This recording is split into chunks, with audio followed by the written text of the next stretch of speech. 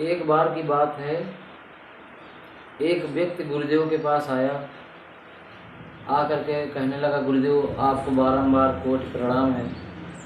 और नतमस्तक हो गया, चरणों में लौट गया और ज़ोर ज़ोर से रोने लगा। गुरुदेव उसको दोनों हाथों से उठा रहे हैं, उठो बेटा, क्यों रो रहे हो, क्यों रो रहे हो। वो अपना सिर नहीं उठा रहा, बाबा मुझको क्षमा कर दो, बाबा मुझको माफ़ कर दो। तो गुरुदेव ने कहा, तुमने क्या किया है, तो क्यों माफ़ कर दूँ मैं तुमको, तुमने क्या अपराध किया है। तो उसने कहा कि बाबा मैंने जीवन में बहुत पाप किए हैं, बहुत लोगों को सताया है, बहुत तरीके से अनैतिक रूप से धन एकत्रित कर लिया है।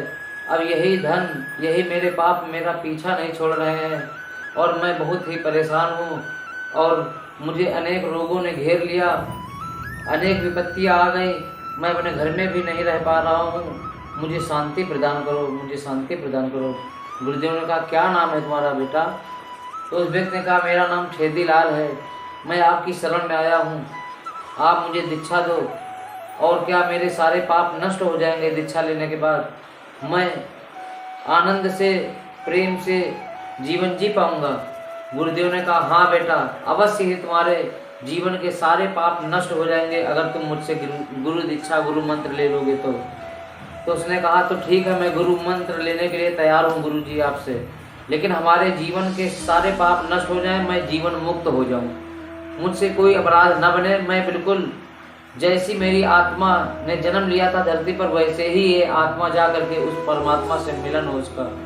तो गुरुदेव कहने लगे, बेटा बिल्कुल ऐसा ही होगा, जब तुम मुझसे गुरु मंत्र ले लोगे और गुरु मंत्र ले करके माला जपने का नियम तुमको ही बनाना पड़ेगा, क्योंकि अगर हम बता देंगे 11 माला जपो, 21 माला जपो, 51 माला जपो और तुम नहीं जपोगे तो तुमको पाप लगेगा, तुम और नरक में चले जाओगे, क्योंकि गुरु का कहना नहीं मानोगे। इसलिए मंत्र मैं दूंगा, जपना तुमको पड़ेगा, नियम तुमको बनाना पड़ेगा।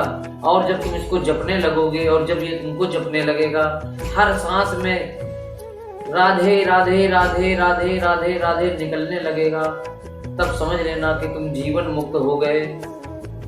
उसने कहा, जो आज्ञा गुरुजी, आप मुझे गुरु दीक्षा दीजिए, आपकी हर शर्त मुझको मंजूर है। उसने गुरुजी से गुरु मंत्र लिया और दीक्षा लेकर के गया और गुरु मंत्र जपने लगा।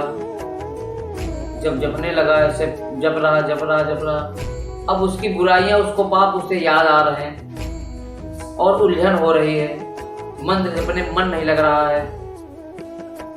तो गुरुदेव के पास गया दौड़ के, गुरुजी जो आपने मंत्र दिया है, मेरा तो मन ही नहीं लगता उसमें जपने में, मुझे तो जैसे ही मैं आंख बंद करता हूँ तो मुझे वो रुपयों के ढेर और जो मैंने छल किया है, जो पाप किया है, वो पाप मेरे सामने आ रहे हैं, मेरी वासनाएं, मेरी कामनाएं सामने आ जाती हैं और गुरु मंत्र रुक जाता है। मैं क्या करूं, गुरुदेव मेरी रक्षा करो, गुरुदेव मेरी रक्षा करो, ऐसे चिल्लाने लगा। गुरुदेव ने कहा, यहाँ मन नहीं लगता तुम्हारा, चलो हम तुम दोनों लोग कहीं दूर हिमालय पर चल के वहां आराधना करेंगे, हम भी मंत्र जपेंगे, तुम भी जपना।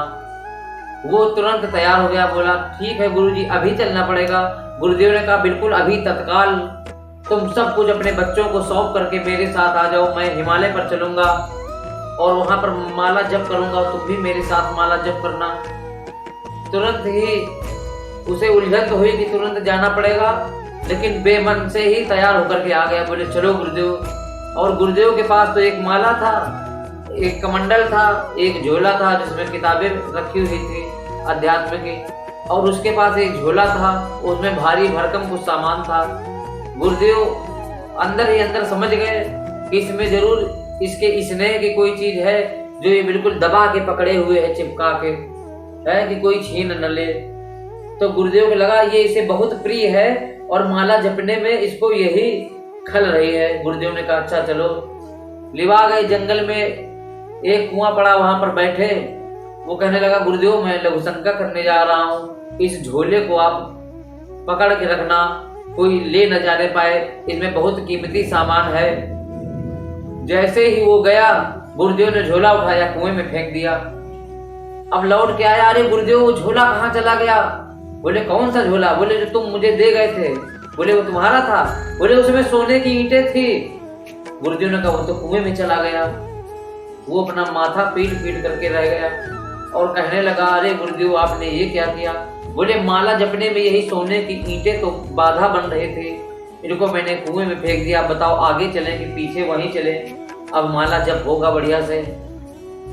अपना माथा पीटता हुआ गुरुदेव के संग गया और गुरुदेव के आश्रम में रह करके ही माला का जाप करने लगा। और जैसे नियम के अनुसार, संयम के अनुसार माला जपने लगा, प्रभु का नाम जपने लगा, धीरे धीरे उसका शरीर और मन वाणी सब पवित्र होते गए और वो अंत में बिल्कुल संत बन करके गुरुदेव का काम कर रहे हैं। आज भी है। बोलिए सच्चे दरबार की जय, सतगुरुदेव भगवान की।